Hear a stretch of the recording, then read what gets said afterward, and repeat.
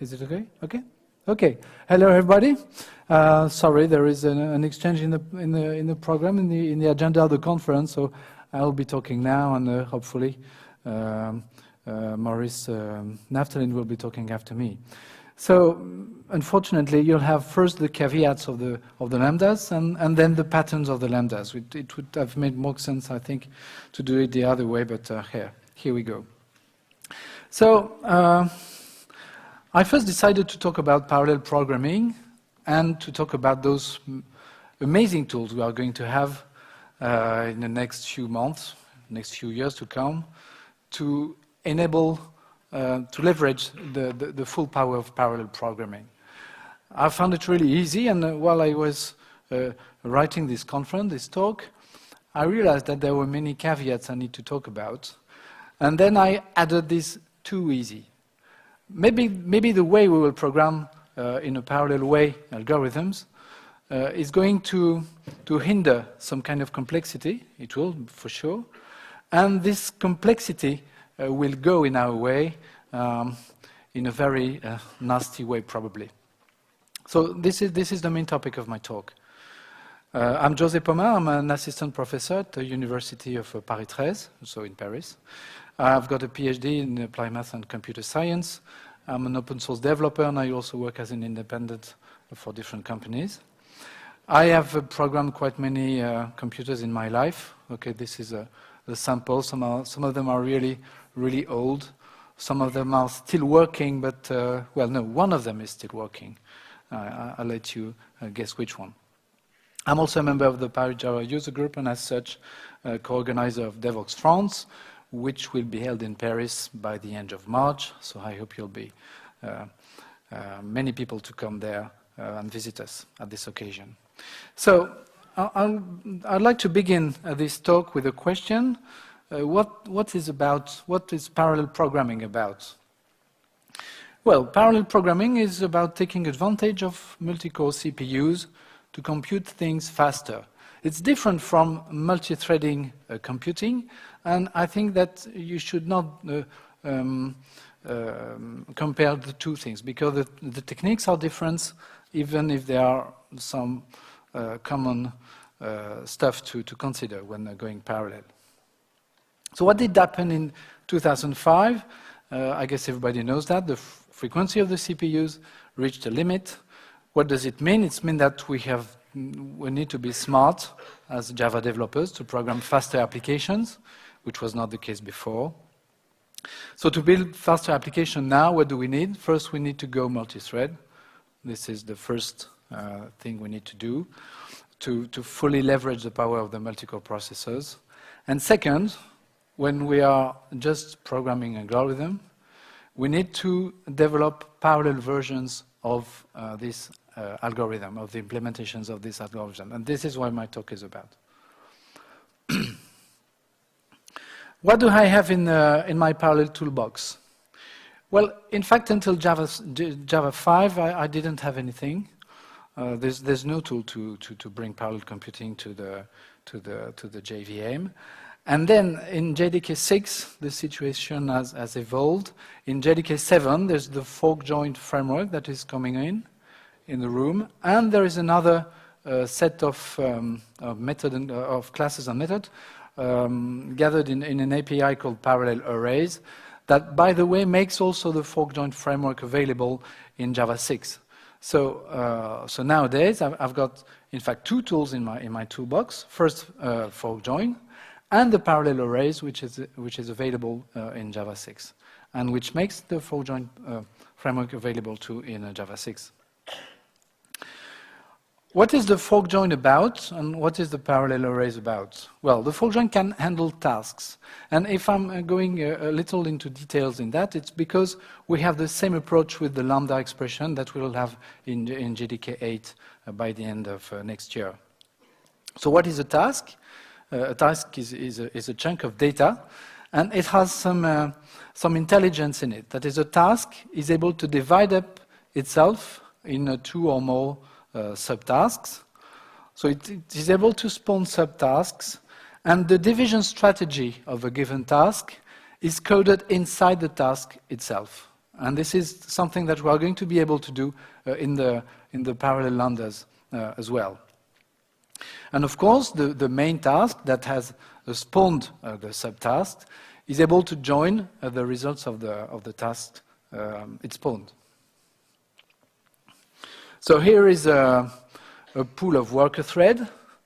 Okay, I work at the university, and at the university we are not rich enough to have such very nice room like that. We just have blackboards. But as you see, if you see the keynotes of Neil Ford this morning, you see that some very clever people have made very clever things on blackboards, like Dr. Feynman. So there's no problem with that. So this is a pool of threads.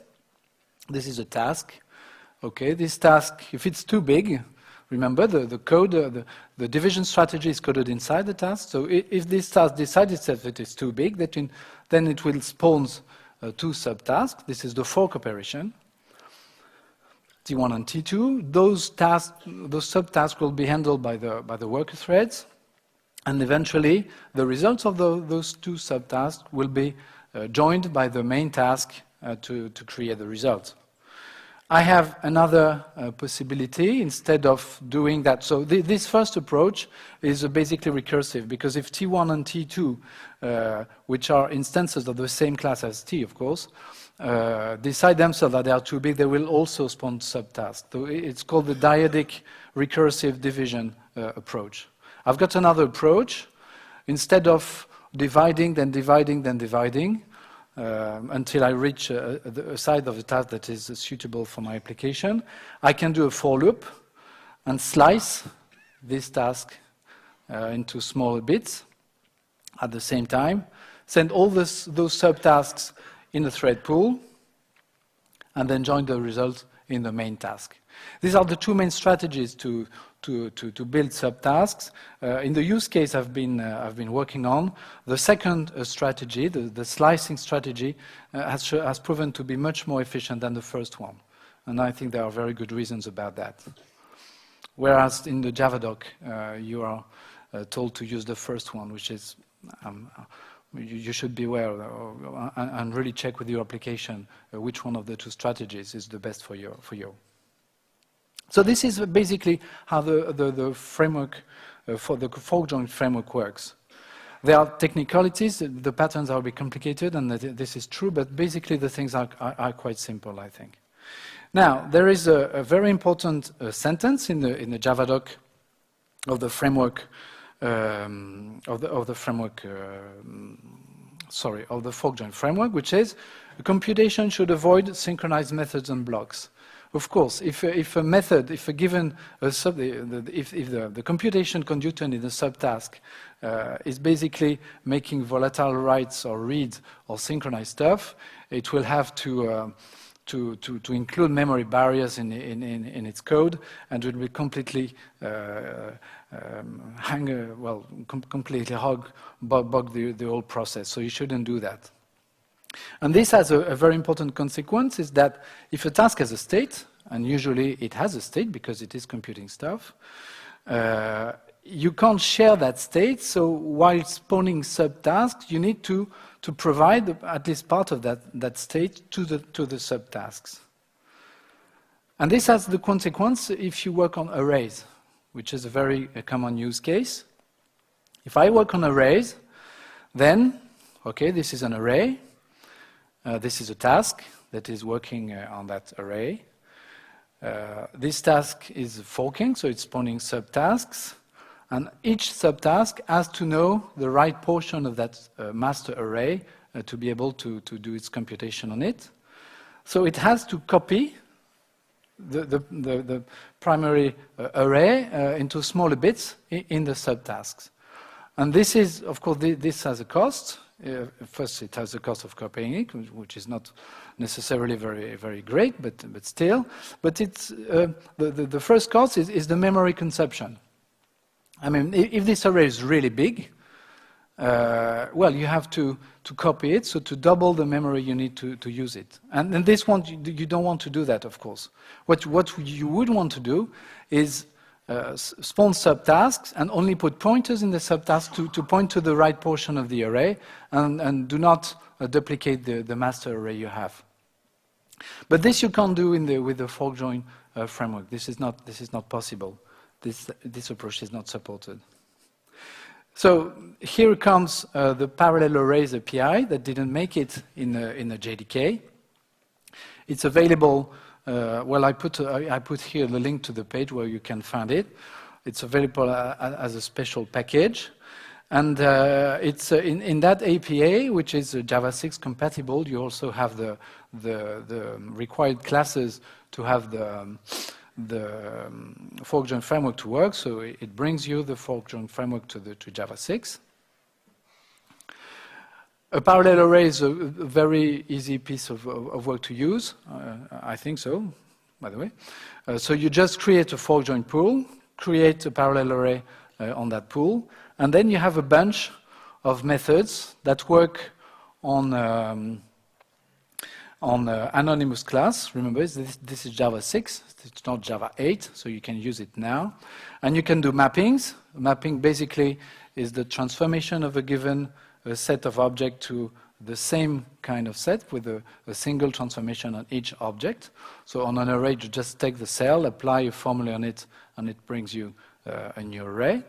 A mapping cannot take more than one cell to bring a result on a single cell of the result array. This would be a convolution. It needs a kernel, but it's not supported in this API. So this is a mapping. This is filtering. So filtering is another anonymous class. You have a bunch of anonymous class to do that in this API, and you just apply the width filter and get another array. Usually this result array will be smaller than the master array, since you only take the long that are greater than 50. You can notice that this operation is not applied at the time that you apply it. It's lazily applied. It's applied, in fact, when you call the all method on it. And this is part of the optimization we have in the parallel arrays API, and that makes it that fast. And of course, I've got the reduction. Reduction is just a method that will be applied on all the array, and that will give you a single object here along, which is the reduced value, which is the sum of all the values of this array. So I have the map, the filtering, and the reduction, which is basically all the most used operation I need on such use cases. So on JDK 6 and 7, I've got those two tools available. They are a bit technical to use, technical to put in shape, but they are still there, and I can use them to go parallel. And then comes the JDK 8. And the JDK 8 is really a new family of tools that are brought on stage, and that will be available to me to go parallel. Now, who is using JDK 8 in production right now? Okay, nobody. Who thinks he's going to be using JDK 8 in November 2013, in 1 year to come? No? Oh, you. That's great. Congratulations. Maybe you'll send your client to me so that I can work with you. I'll be more than happy. Okay, we all know that most of us won't be able to work in production with Java 8 project maybe before 5 or 6 years. People are still working with Java 4 project, Java 5, Java 6, and the like. So this kind of pattern will not be used probably before quite a long time in the mainstream projects. So how does it work? Well, oops, sorry. Well, I take a collection, and then I've got this stream method that comes in my way. I just had a very nice discussion with someone working on that, who explained me that this stream method was really compulsory to use this pattern. Well, I think that Java is about doing things, simple things in a simple way, and I don't really see what simplicity this stream method brings. So the map method basically will not be applied on the collection, but right now in the current implementation of the lambda, the map method is not applied on the collection, but merely on the stream, which is built on that collection. This is the lambda. You saw that just a few minutes ago, so I'm not going back into the detail of that. And then I can apply reduction, and math.max is just a computation of a max. I can do the same with filtering. I bring that on a stream. I call that on a stream, sorry, and I can put the result in a new array list like that. So this is the pattern brought to me by the JDK8. And by the way, I'm going to show you a live example, if I can find it. A live example, if I can find it again. Okay, this is some parallel array code that I just showed you, and this is the Java 6 way of writing things. So, okay, I agree with you, it's not very readable, so I've got this array which is a parallel array. First I filter it, okay, with this anonymous class. Well, it's not readable. Then I'm calling a mapping on it, here, another anonymous class, and then I'm applying a reduction on it, okay? So this is like 25 lines of barely readable code, right? It's not very nice, but it works very well, and it works in parallel. This version of NetBeans is the version that supports the lambdas, the JDK8 lambdas, and the JDK that is running that is also JDK8 with lambda support. And now I've got this very nice feature in it. You see, if I go there, NetBeans will propose me to turn my inner class in a lambda expression, which I can do. And magically, it will bring me my lambda from my legacy code. And I can do it again on the other stuff. Okay, maybe I can do some indentation. And for the reduction, I can even go further than what NetBeans will propose me. I've got this, and in fact, since I know that this is a max, so I can call it just like that. Max method of the math helper class. And all this 25-line of code just became that thanks to the help of the lambdas. So I can still use the parallel arrays in JDK8 with, while leveraging the syntactic way of writing things that the lambda can provide to me. Okay, let's back to the slides. Where are they? They are here. Oh, sorry. Maybe I should go there. I don't know.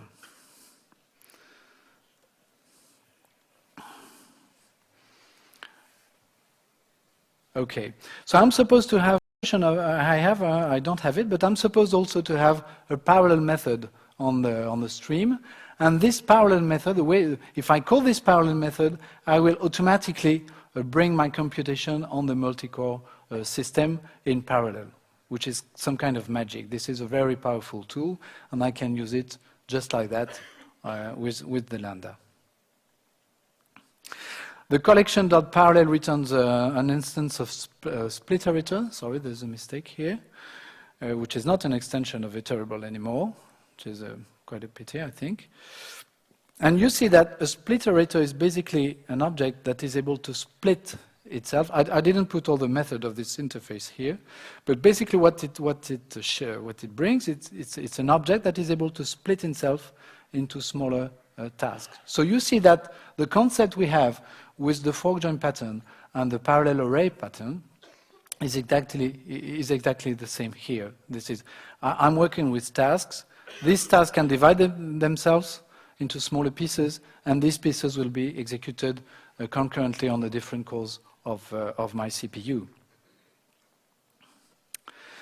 Unfortunately, going parallel is not just a matter of calling a parallel method. And this is the second part of my talk, and I think, well, I hope you won't be too sad after it. First, I have nothing, neither in the compiler, nor in the JVM, in the runtime environment I'm using, that will tell me if my computation is correct or not. There's a very interesting talk on NonFQ that has been made by Dr. Steele 2 years ago about reduction. Well, he talks about many things, but especially about reduction operation. If I don't use an associative operation, then my reduction will be wrong. The result of my computation will not be right. Now, what does associative mean? It means exactly that. If I reduce A and the reduction of B and C, then I should have the same result as the one if I reduce a reduction of A and B with C. If I write it like that, maybe it will be easier to understand. A plus B plus C is called A plus B plus C. I guess everybody agrees on that. But if I write it like that, then it's not correct anymore. If I make the square of the sum, it's not correct. But if I put that as a lambda in my parallel reduction, it will work anyway. It will bring me a result that will be false, of course, but it will work very well. So this is the first caveat. Will the compiler or the JVM, will they help me in that matter to detect that default? No, they won't.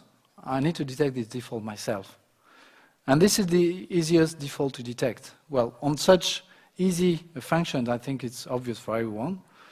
But on more complex functions, maybe it will be a bit more tricky. Second caveat is about performance. Here is a piece of code that is able to generate 16 million of random strings. Okay, this is just a trick to do that. And I can go and try to sort that in parallel. I would like to sort that array in parallel. So sorting is, when I'm on a monothread stuff, I've got a very nice algorithm called the quicksort that will be able to sort a collection in a time in n log of n. So if I want to go parallel, probably the best approach I can have is to divide my list in two, apply the quicksort on each subpart of my list. It's a kind of a division, once again. Then I can, apply this quicksort on each list, and then I need to merge those two sorted lists with another algorithm called merge sort. Now, quicksort is a very nice algorithm because I don't need more memory to apply quicksort than the memory needed to store my array, which is not the case with merge sorts. There are several versions of merge sort. The first one doubles the memory, and the second one increases the memory need by 50%. So the comparison itself is not very computationally intensive, but there are lots of data moving around from core to core and back. So let's look at that here. So I've got this array, unsorted array. So I divided by this array in two sub-arrays, and I'll probably move the second sub-array on another core, which will have a cost, of course. Then I sort my two arrays in parallel on both cores. The blue array is the sorted version. And then I need to take my array back to the first core so that I can apply the merge sort algorithm on both arrays to get my green array, which is the fully sorted array. So if I look at all the if I have a look at the number of operations I need to do that, first, moving this half array from one core to another has a cost. Okay, I'll pay a certain amount of overhead to move that. Then log the n to sort the array, and then back to the other core. Okay, fine. Let's have a look at the performances. Again, I've got two splitting strategy. The first one will divide the subarray by 2 until the right size is reached, and the second one will slice the array up front. The test has been made on a 8-core CPU, and here is the result. So I made two. In fact, I took two examples: one with 16 million elements, and the other one with 32 million. So they double the size. I tried to make the packet size. This is the size of a subarray. To change this size and to see what is the impact of the packet, of the size of the packet, of the size of the subarray on the overall performance. So with the for the for loop is the division strategy when I make slices of my array. So the faster the computation is in 12 microseconds, okay, for 16 million and 8 packets of 2 million. So it makes sense since I'm on a 8-core processor. Now, if I compare with the bigger array with 32 million elements, I can see that it's not exactly the same behavior. The minimum of this curve is probably not at the same place as this one. Okay, never mind. Now, suppose I apply the same kind of strategy as in a fork join pattern. That is, I divide by 2, then by 2, then by 2, then by 2. Well, I can see that the splitting strategy is important. The performance are not exactly the same. It's a bit longer for a 16 million size array. And it's even worse on the 32 million size array. Okay, so I can see that on this example that fine-tuning the parameters of the algorithm has an influence, and it's most probably influenced by the type of processor I'm working on. What is the size of the cache, of the caches, because I got several caches on the Intel CPUs. What is the size of the caches? How is the memory access between the cache and the main memory and stuff like that. So this is quite closely related to the hardware I'm running on. But there's something I didn't show you. Is the performance if I don't go parallel. I used 8-core here to go parallel. If I decide just to do the quicksort on the 16 million arrays, here are the performance. 18 microseconds. So why did I spend so much time trying to build a parallel version of this sorting algorithm, programming a merge sort, if it's just to lose performance? Because 18 microseconds is just slightly worse than the 12 and the 13 here, but it's much worse than the 211 that I have here. So this is the second caveat. Writing parallel code can be tricky, and it will not always lead you to performance improvements. This is really something we have to keep in mind. Before going parallel, we should be sure that we are going to increase the performance of our algorithms. And this is not the answer is not that obvious. We probably need to test it. So the first caveat was, maybe I will do wrong computation without any error, neither in my compiler nor in my runtime. The second caveat is, maybe I have the right computation, but the performance will decrease instead of increase. And we can have an even worse case in that matter. Maybe all of you have heard about the traveling salesman problem? Yes? No? Okay, what is the traveling salesman problem? It's quite easy to understand. The traveling salesman has a bunch of cities to visit, and he needs to find the shortest travel to visit all the cities. So how we can solve this problem? Well, this problem is known to be what we call an NP-complete problem. So there's no direct algorithm to solve that. It's not like the quicksort. We need some kind of random approach, but it's still doable. It's quite computationally intensive. So one could think that going parallel will really increase the performance of the computation. And once again, it's a problem that can be dealt with arrays. So here are my cities. I just put 5. I need to find the shortest path. So that example is quite obvious, of course. I'm going to put my cities in an array, which are the same size as the number of cities I need. So just put, I will put to initialize this algorithm, I will put my cities randomly in that array. So maybe the fourth city, then the first one, then the second one, which will lead to a random path among my cities. Of course, this path is not the solution of the problem. Then I need some kind of algorithm to make this travel, to build a new travel from this one. I can compute the length of this travel. It's quite trivial here. And then I need some kind of logic to change the path. This logic is very simple. Just take two towns, two cells of this array with 2 cities in it. And these 2 cities are chosen randomly, once again. And I will switch these 2 cities in my array. I will exchange them. If the length of the new path I've just randomly built is shorter than the previous one, then I continue. I keep the modification and then I continue. But if it increases, I've got to make a choice. The first choice is, okay, I will forget this modification and roll it back.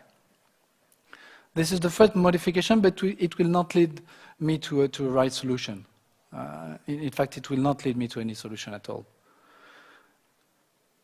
So I need to have some kind of cleverness here.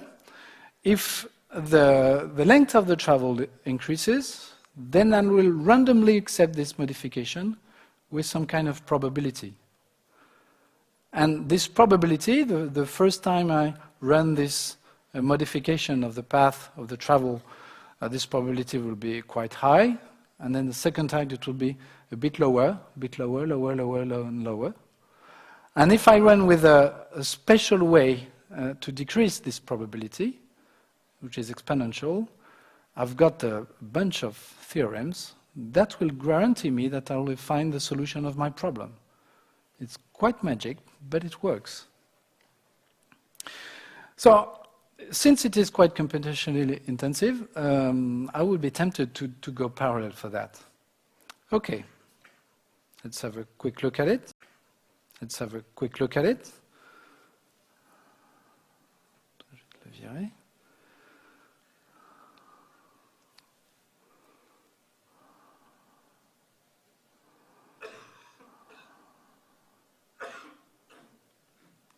Okay, so my country is a bit particular. It's just a circle. Okay, so it's not a country that really exists. And the cities are just evenly spreaded, evenly distributed around this circle. This has an advantage that the solution of the problem is quite obvious in the circle itself. It has a disadvantage that to find a solution, you just have to randomly choose a city, then take the first neighbor, then second neighbor, and so on, and you'll find the solution. So I don't want to do that, and I don't want to use this trick to solve the problem. So here is how the algorithm works when I don't want to change the travel to change the path. If I notice that the path will increase in my evolution step. So you see that if I do that, eventually I can find the solution, but quite sometimes I will not find it. My algorithm will get stuck with a travel that is obviously not the one I'm looking for. So I can't really rely on such an algorithm because if I run it 100 times, half of the time I will not find a solution, so I don't want to rely on that. And if I apply the second way of changing my path, here we go. Of course, it will run a bit longer, but in the end, it will nearly always find a solution. I can run it several times. Oops. Okay, so this is the version where I will accept worse travels to find better travels afterwards. I can run it several times if you want. And you'll see that it will nearly always find the right solution. It's quite tricky because there are a lot of possible travels on that thing. So this is the monothread version. What about if I go multi-thread? I just have to click the parallel button, so it's quite easy. Basically, I will divide up my array in two and apply the algorithm on both and start again. And then there's something wrong. There's something really weird that is happening. Doesn't seem to work anymore.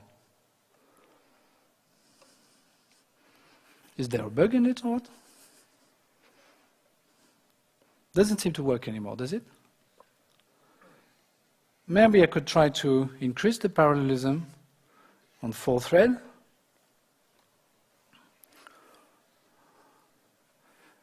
And on 4 thread, it's even worse. Oh, it finally stopped somewhere. Usually it doesn't. What's wrong with that? Well, the fact is that this algorithm is not parallelizable, and that's all.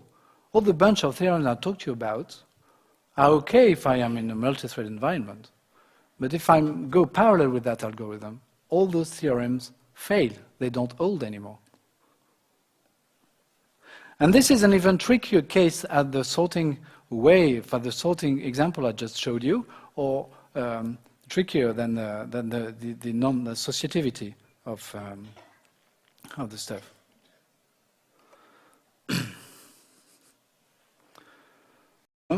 Don't work anymore if you go parallel with them.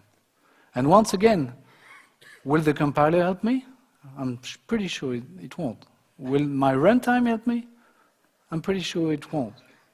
This example was really very simple because visually you can see that the solution computed by your algorithm is wrong. But there are many cases where this obviousness is not here, that you'll see the result of your computation and you really don't know if it's right or if it's wrong.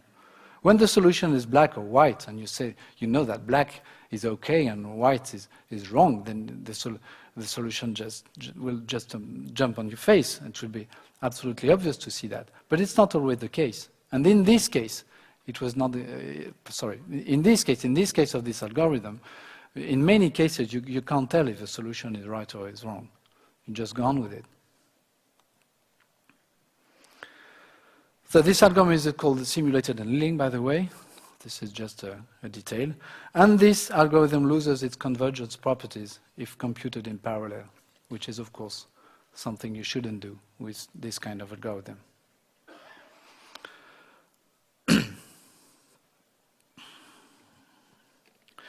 So I've reached the conclusion of my talk. Yes, parallelization is going to be easier than ever. And this is really great for us developers because writing parallel code is very hard from a technical point of view. From an algorithmic point of view, it's also very hard. So to solve the problem of the technicalities is really great to have. But you need to ask yourself 3 questions. Well, we need to ask ourselves 3 questions. First, will the result of my computation be correct? Will it make my computations faster? Will it even work? And I'm sorry to say that with this kind of thing, I'm really all alone to answer those questions. Several years ago, I could read an advice on a blog or in a book, I can't really remember, that a good programmer should learn a new language every 2 months, 3 months, 2 years. I can't remember. Maybe someone can remember here the exact quotation and the author of it. Now, my first advice for a good developer, and even for a good Java developer, first, learn how the CPUs work, because this is absolutely essential. You need to understand about the multicore structure, you need to understand about the cache structure of each core, and so on and so forth. And it changes about every 2 years. Second month, or if it's too fast, you can put second year if you want. Learn how to program complex algorithms on them. And this is really very tricky to do because to leverage the full power of the processors is not something that is really easy. The documentations are not very easy to read. There are APIs devoted to special type of processor to do this kind of computation. And the third month, learn the parallel versions of existing algorithms and learn if they work or if they don't work. Well, at least if they don't work, you don't have to develop them, so it will save your time, of course. Well, this is the end of my talk. Thank you for your attention.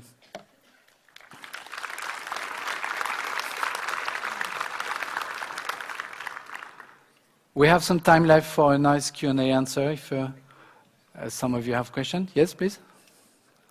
Maybe there are some cases where it is very easy to use the join or parallel array. Yeah? So can you tell us when we are sure that The question is, maybe there are use cases where the use of the forejoin or the parallel arrays are very easy. So the answer is yes, of course. I mean, most of the map and reduce problems are very easily computed in parallel. This is very nice, and it will save your time. With the lambda, we don't know yet because the implementation is not in its final state. But with the parallel arrays, you will not, if you double the number of CPUs, you will not halve the computing time. But if you compare the performances on 4 cores, you can approximately double the computing time. This is what I have observed so far. Any other question? Yes? Yeah? Yeah? So, sorry, can you say it louder? Yeah? Hmm? You had the same problem with the map-reduce job, with the associativity stuff. Yeah, well, you need to learn about, I'm sorry to say that, but you just need to learn about associativity and to test if the function you're applying on a reduced job is associative. But by the way, it's very easy. You just take three numbers or whatever the object you're using, and you just apply associativity on those 3, and you have a look. You just see if it works or not. And if it does work, then take another example. Do it on 5 or 10 examples, just to be sure. This is my advice. Any other questions? Yes? do you think that these new tools should help us with that? Should what, sorry? That these tools that are used for parallelization, Yeah? do you think that they will ever be able to help us with that? Because knowing which algorithm you use, you have to do that in a single parallel environment too. Sorry, I didn't hear you. I just hear you the beginning of what you said, not the end.